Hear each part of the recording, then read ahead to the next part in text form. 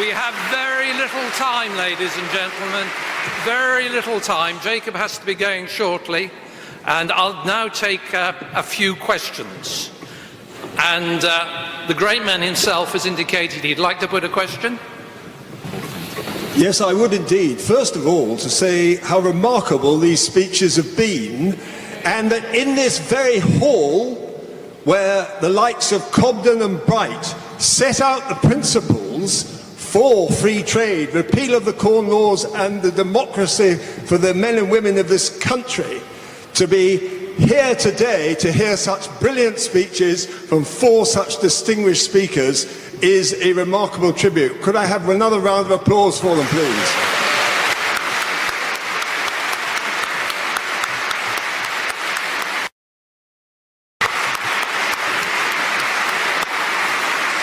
I really only have one question to the panel, and it is simply this. Do you not think it is about time that we asked and indeed obliged the Ramonas and the Reversers to explain why they would want to keep us shackled in a European Union which was both deliberately undemocratic and deliberately protectionist?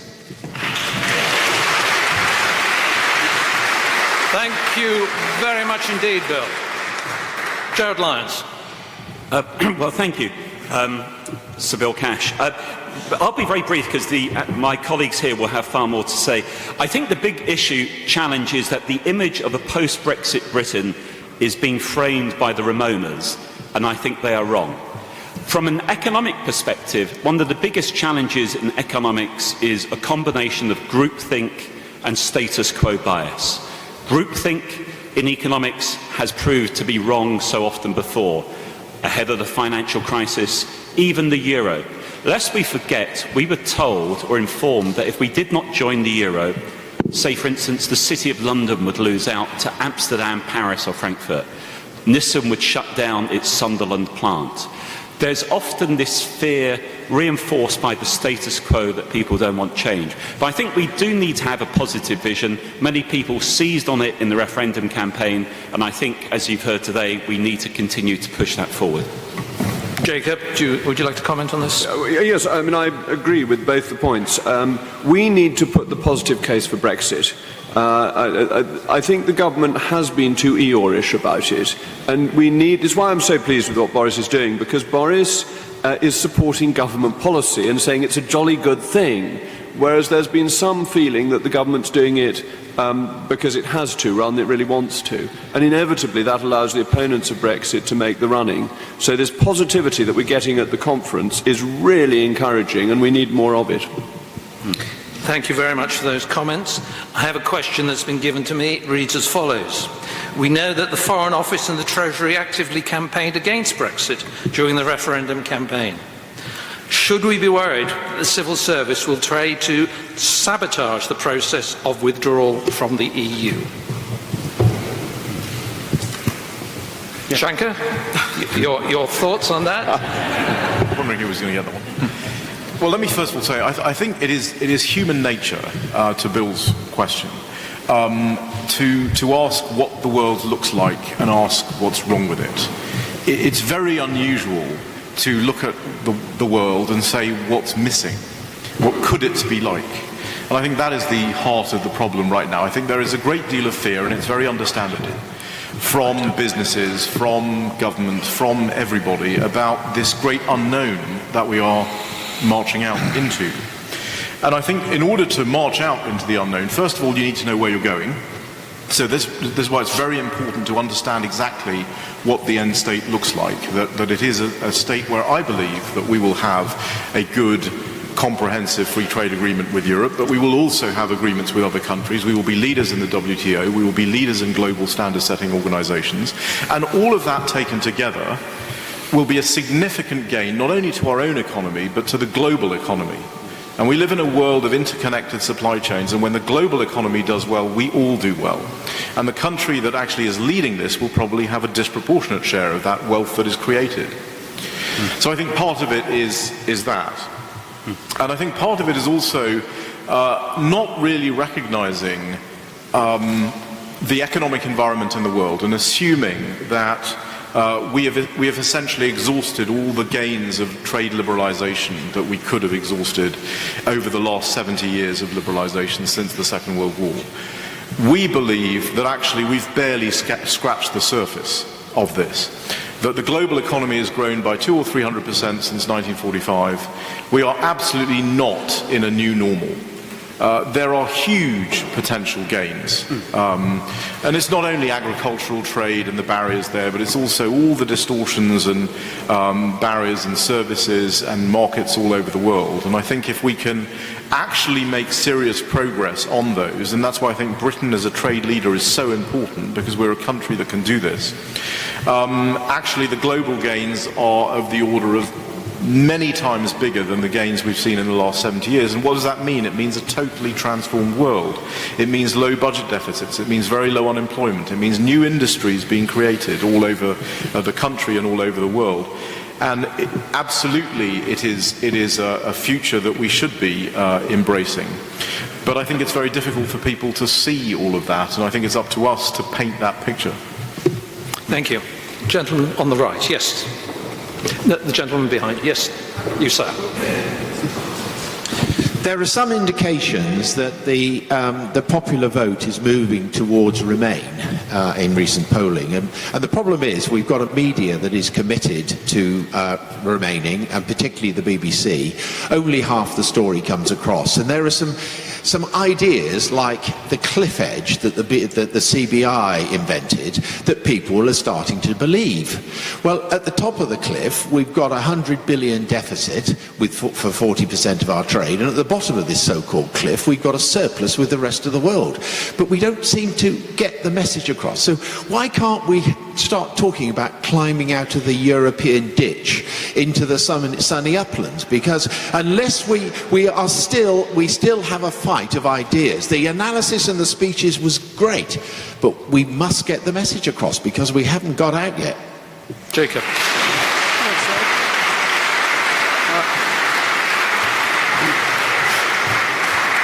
I do accept to some extent that after the referendum, Brexiteers thought that they'd won and didn't need to carry on making the argument, which we do need to carry on making vigorously, because the official establishment, the bureaucracy, is very keen to undermine Brexit. And to go back to the earlier question, the behaviour of the Treasury in its short-term economic forecast just before the referendum was deeply disgraceful and dishonest. The Treasury...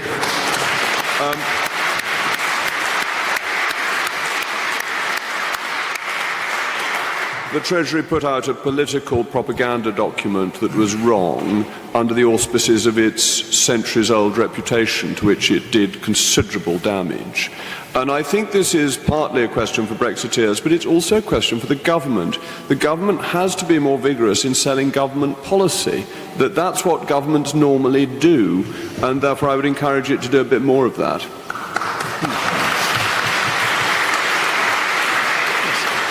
Yes, sir. John Strafford. Chairman, at a meeting of Conservative Party members held this morning, organised by the Bruges Group and the Campaign for Conservative Democracy, an election was held for the position of party chairman. And I'm delighted to tell you that the winner in that election was Jacob Rees-Mogg by a mile.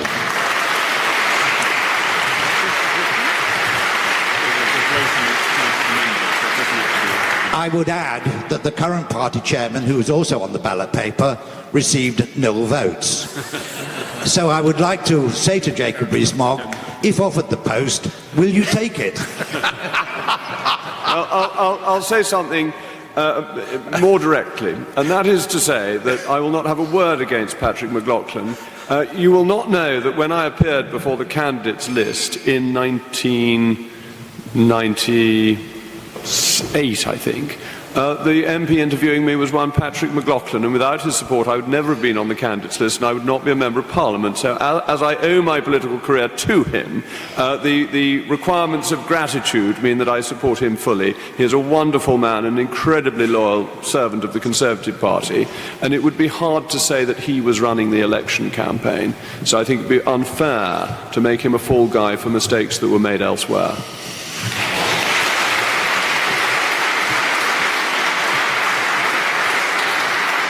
Thank you very much. I very much enjoyed all the speeches today. I just want to raise something which seems to me not to be being discussed enough with the Brexit debate, which relates to the sort of Britain we want after Brexit.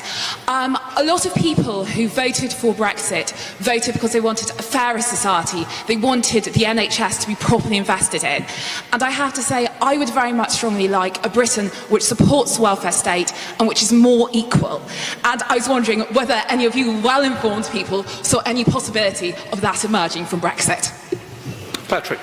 Well, that's a very good question, because one of the things that has been completely ignored by the Remain side is the tremendous gain in living standards particularly for lower income people from Brexit. I mentioned the general fall in the CPI and how it was bigger for lower income people. For people on 60% of median income, it's 9.3%. But a significant element also is the labour market.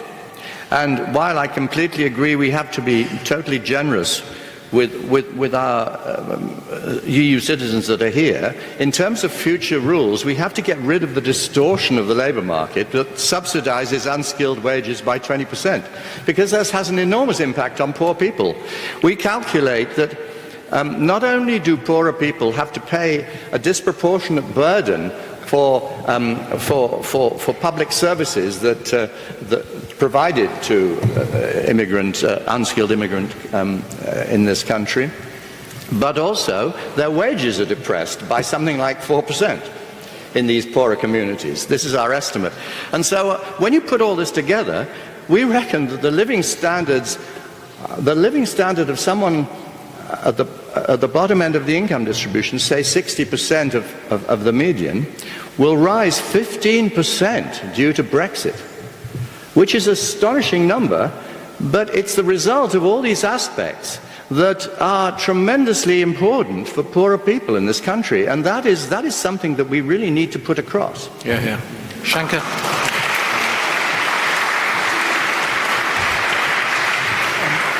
I think you've raised the central question in this whole thing, which is what kind of country do we want to be? And you can't actually have an independent trade policy until you know who you are and who you are as a country. So I think those issues are very important to raise, and I would second everything that Patrick has said about price and so forth in terms of poorer people. I would like to add one comment, though, about creation of a fairer society, and Jacob sort of mentioned this when he talked about billions of transactions that are happening around the country. And what he's really talking about is voluntary exchange, people coming together to meet each other's need without distortions by the government, without distortions by big business or crony capitalists, but able to simply succeed or fail on their own merits and their capacity for hard work. And I think this competition-based or aspiration-based society is precisely the kind of society that we want to create in this country. And if we're able to do that, then we want to reduce the distortions in the rest of the world, and we want to allow people in the rest of the world to benefit from the same things that we have in this country. And I would say that, especially what we hear, what we heard last week in Brighton, is an incredibly important concept to get across. There is declining support for what traditionally have been described as free markets and free trade in the world, particularly in developed countries. And I think we're on the edge of a precipice here. We could make a very, very bad mistake in throwing out the very things that have created so much prosperity and lifted so many people out of poverty in the world. Jared. Yeah, thank you. Well, this gives me an opportunity to plug my book, if you don't mind. Actually, Liam Halligan and I, in the book Clean Brexit, half of it is about leaving the EU, and the other half is what we think we should do once we've left. And I think one of Britain's biggest exports is its pessimism. We're always far too pessimistic. But the question over here, I think, is very valid about the positive vision. Let me say, I think it's the 4 I's. Incentives. Returning competency from the EU in so many areas allows us to start to get the incentive structure right, helping small and medium-sized firms. Even returning competency in terms of regional policy, that's key. Investment. UK companies have underinvested relative to any international criteria based on the last 20 years. Investment, I think, will start to become more of a positive driver in the economy if our domestic policies are more enabling for the private sector. Innovation. The EU is one of the low innovation regions of the world. The Indo-Pacific, America across to the Asia-Pacific, is driving the 4th industrial revolution. Britain and America, the only 2 countries that have a whole list of universities in that top 50. We have the ability to be one of the innovation leaders, but again, if we do it right. And the final thing is infrastructure. It's hard infrastructure, soft infrastructure, and institutional infrastructure. Hence the question about the Treasury, I think, is very important. In the book, we say that institutional infrastructure needs to change away from the groupthink to status quo bias. But I think the important thing is outside the EU, we have a lot more levers at our own control, and as much as one can be independent in the globalised economy, we are far more independent outside the EU than clearly we would ever be within inside it. Thank you. Jacob, would you like to comment on that? Yes. I think you make everybody better off through free markets, and if you look at the amazing decline in poverty across the globe since 1980, since China and India opened up, you've got 1 billion fewer people on $1 a day or less. You've seen the percentage on the absolute poverty line go down from about 50% to about 20% in the last 30-odd years. This is a stunning success for free markets, and I think the same applies domestically. And it's basically, as cake is the main topic of conversation in relation to the European Union, it's Margaret Thatcher's cake. It's that you bake a bigger cake and then everybody can have a bigger slice, rather than trying to cut up the small cake into differing slices. So I think that's the approach, and I think free markets lead to that, and all the evidence is that they lead to that. And what Patrick's saying is so important. Food, clothing and footwear are the 3 highest individual tariffed items in the customs union. Ladies and gentlemen, which section of society spends the highest percentage of its income on food, clothing and footwear? So who do we make better off soonest? So therefore, who is on the side of the poorest, Theresa May or Jeremy Corbyn? You know the answer.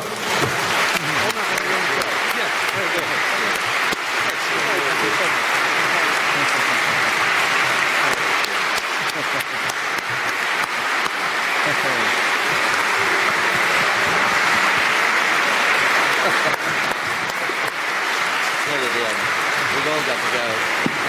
Hold on, Jeff. He was great. Jacob is great. Jacob is great, isn't he? I've never actually, and I have never been very good at... You didn't frankly have the balls to put country before party.